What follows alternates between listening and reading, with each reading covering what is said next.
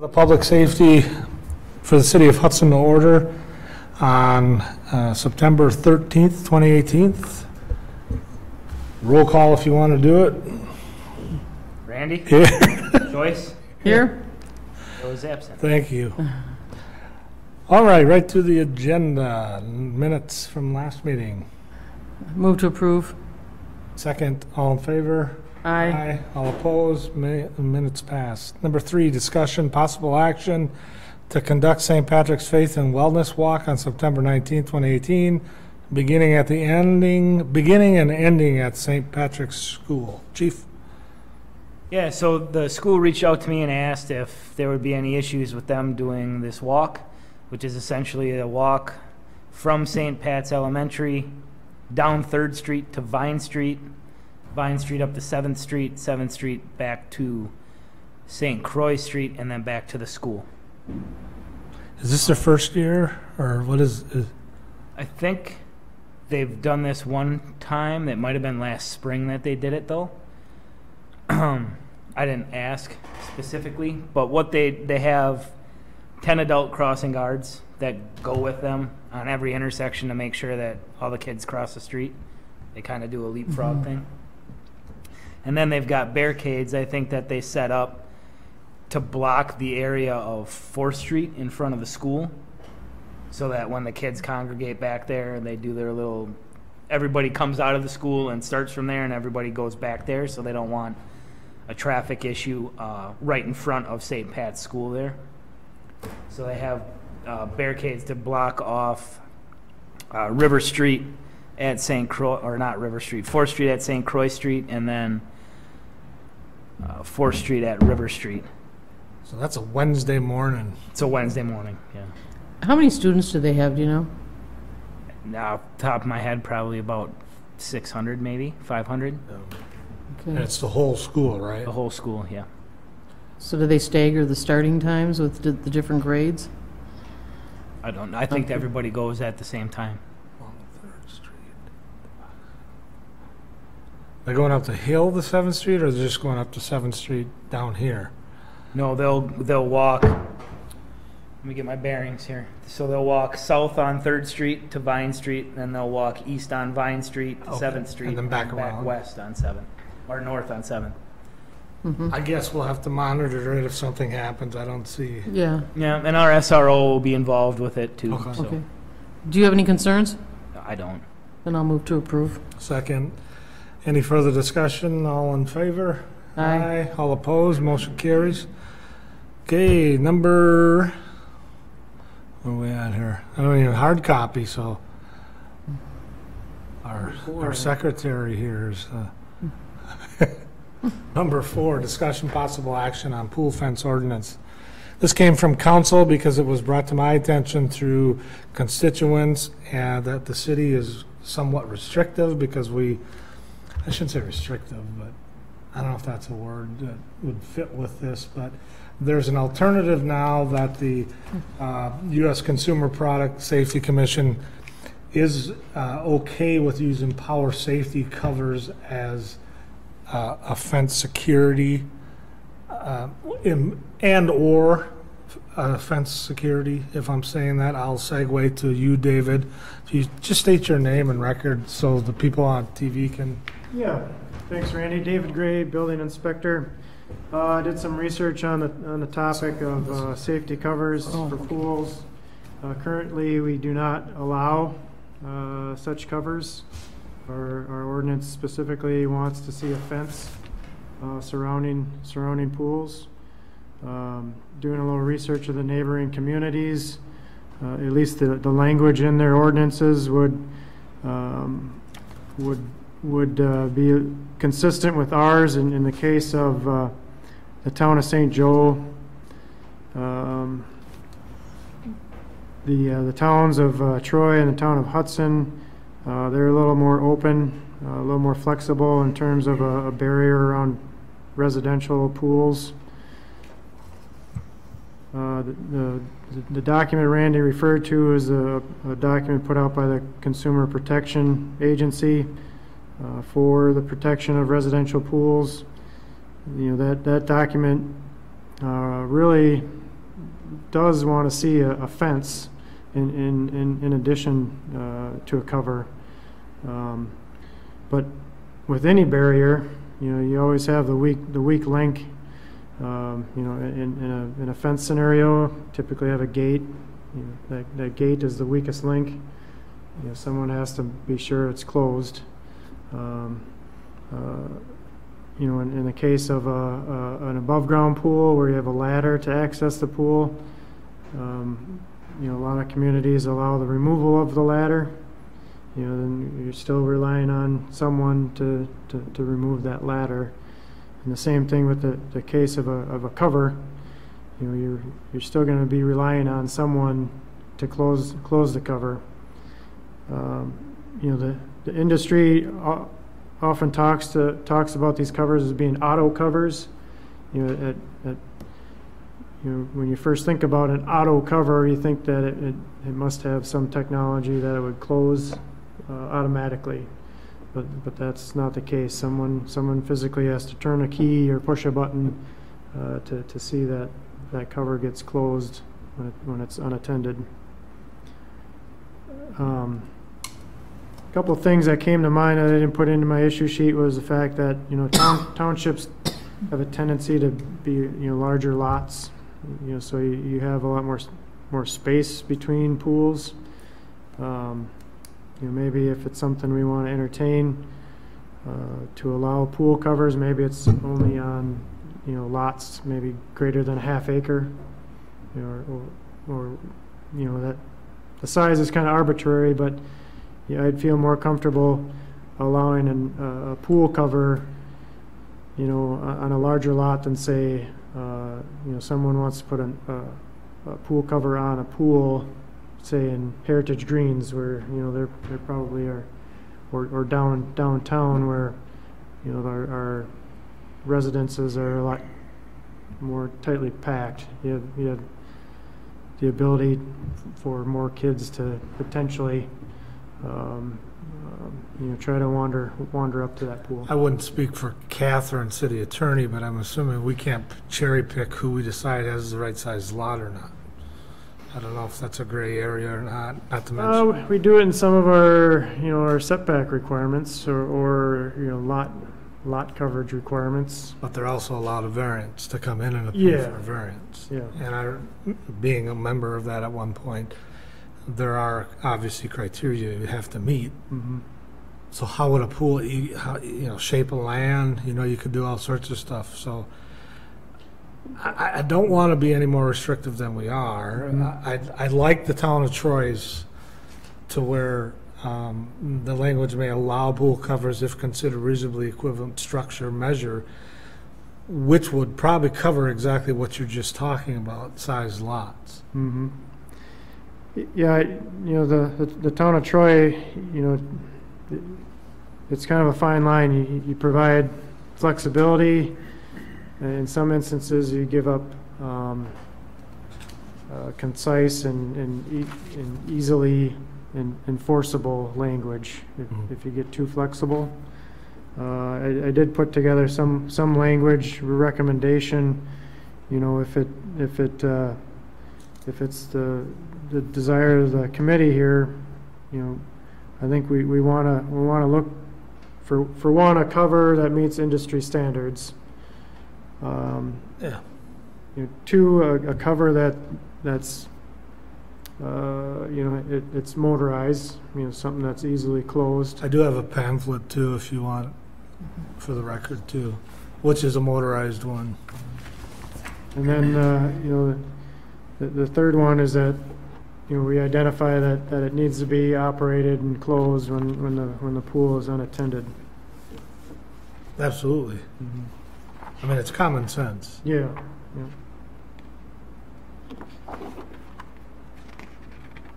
So like I say, the area, the area idea kind of came to me today, and maybe it needs to be, put through a little more thought. And I have sent this to Catherine, so she's aware of it. Mm-hmm. This isn't what I'm suggesting as final language. It's just a starting point. Yeah. It's a little more defined than what I originally brought the subject up of adding and/or to the language, to where I would be comfortable moving on with Town of Troy's ordinance. Is that what you got from them, or is that what you wrote on page 1 of your memo? Oh, that's right out of their ordinance. Okay. That's what I would be comfortable recommending. Joyce, any thoughts? I'm just wondering how you would enforce making sure that the covers are kept closed. Is that something that, are there penalties for leaving a gate open? How do you enforce that? Yeah, well, yeah, exactly. It's just, it's self-policing. You Yeah. can't, we can't, as a city, go around doing all that. No. Yeah, part of our final, we check, if there's a gate installed, that it be, self-closing and latch, lockable. Latching. Okay, so they do have to have a self-closing gate. Yes. Well, currently, our ordinance talks about, it has to be able to be locked in the closed position. And my suggestion was, if we're going through this work of updating our ordinance, let's look at updating the section that talks about a gate and include some language that it's self-closing and self-latching. We can add it, Yeah. as long as we're going into an ordinance, certainly can add it. In the pool, I believe they may have timers for it as well, but you do have to push. And most pool owners and I don't have a pool, are responsible enough and realize the risks that they have. I mean, it's just common knowledge. Yes. So they're gonna do, knock on wood, the right thing. The advantage to a pool cover, and something I didn't appreciate until doing this research, was that, even if you had a fence, who's to say that the pool owners, children could be left unattended around the pool? So this cover, would provide safety, to the pool owners Correct. themselves. And you can see in that pamphlet, there's people standing on it. There's a push-button combination lock.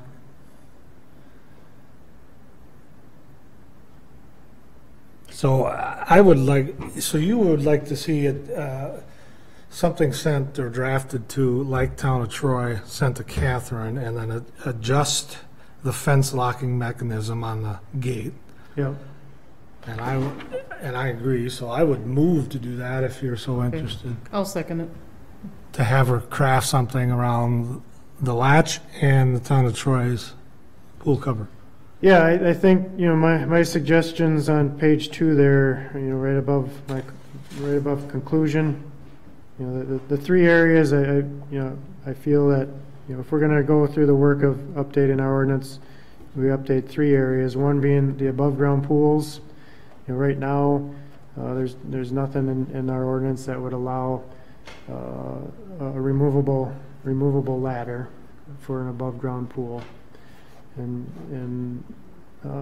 or a ladder that's locked in the upright position. Both of those scenarios provide the same amount of security as a fence would. Okay. So I'd suggest making that change. I would suggest updating the language on the gates, and then this language on power safety covers. That comes right out of that consumer product protection document. That you have? Yep, that's right here. Yeah. I would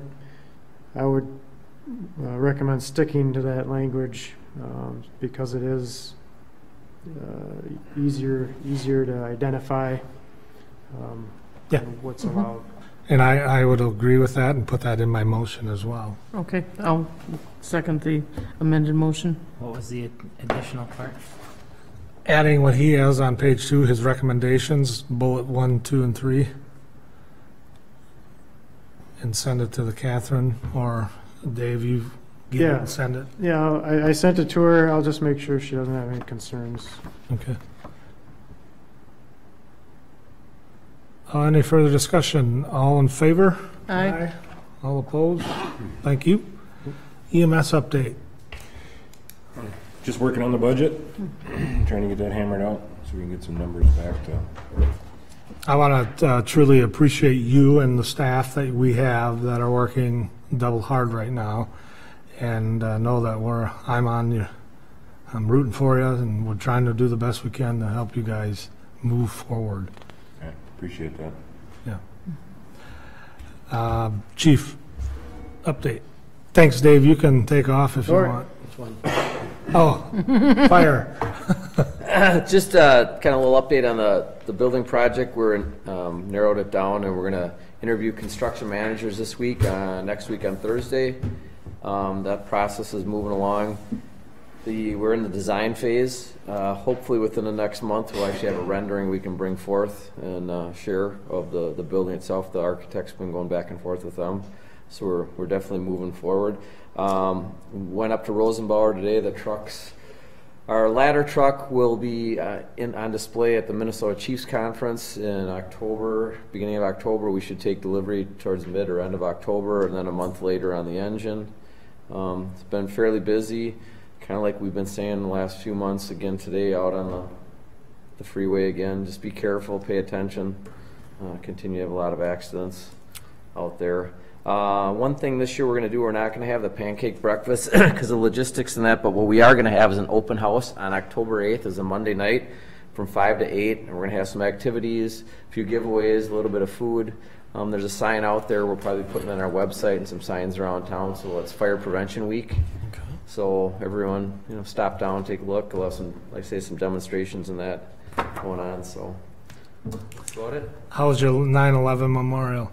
I believe we had 58 trucks this year, which is the largest. And a Black Hawk helicopter? And is it a Black Hawk or a Chinook? And Black Hawk, yeah. It was loud and it was kind of like it was cool.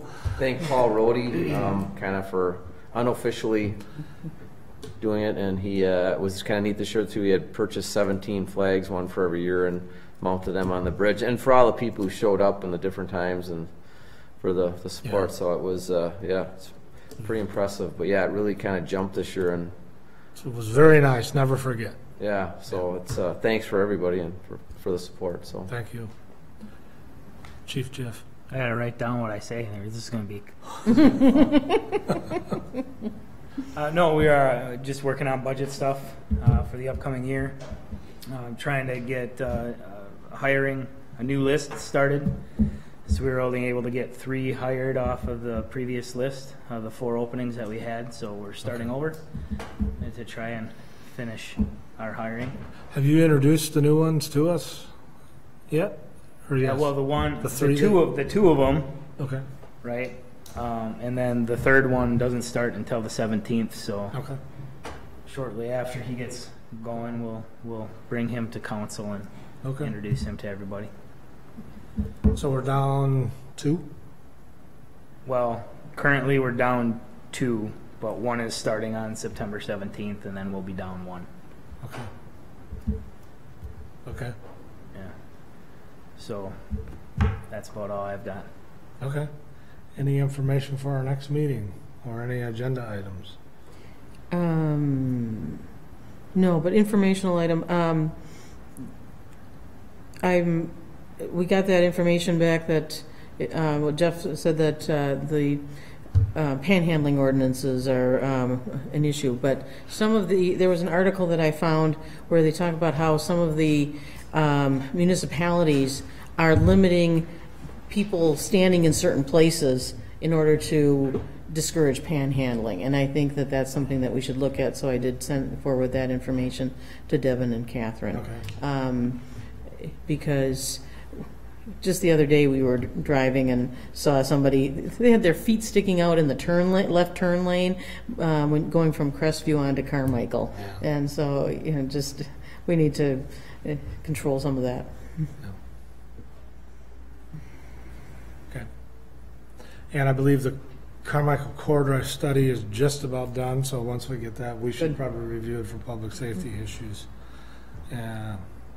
So that's just FYI. And parking, I think, is in its third draft, so it should be going back to council. I think for final approval to start the actual build. Good. And then we'll just have to keep them, after we get that final thing from the lawyers, then we'll have another meeting and we can have them come and go from there. More updates. Good. When you say Carmichael. The corridor study we ordered Oh, about, well, from the middle school all the way to the other school. Didn't we do a whole thing? I think so. Yeah. So we're waiting for that So stuff. that's different than what the state put together with the redesign of the old Yes. interchanges and things? This is Or something we this ordered. Part of that? City ordered to find out, identify hotspots, if you will, accidents, all that. I hope the study didn't take place during this construction phase, because we've about doubled the number of I accidents. think they were done before they started Hanley, and I think they were, I don't know. Well, I guess we'll just have to see, but it's close to getting into our hands. I asked for it today, so. See no other business. Move to adjourn. Second, all in favor? Aye. Aye. Thank you, folks. Thank you.